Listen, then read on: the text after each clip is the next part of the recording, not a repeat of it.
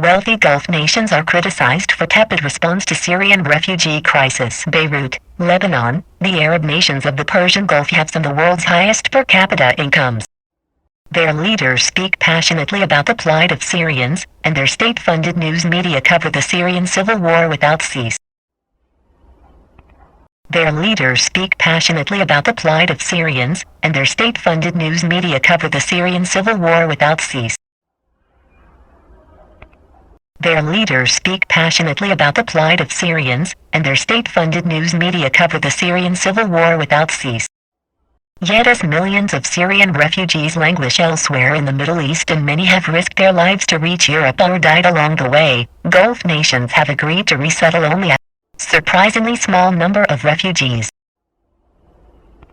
Surprisingly small number of refugees.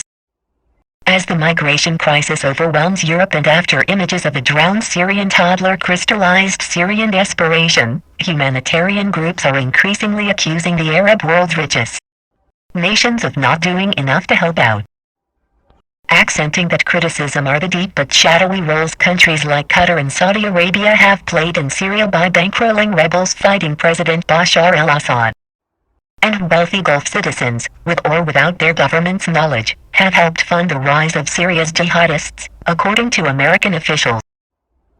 Burden has no meaning in the Gulf, and Qatari approach has been to sign a check and let everyone else deal with it, said Sarah Leah Whitson, executive director of Human Rights Watch for its Middle East and North Africa division. Now everyone else is saying, that's not fair.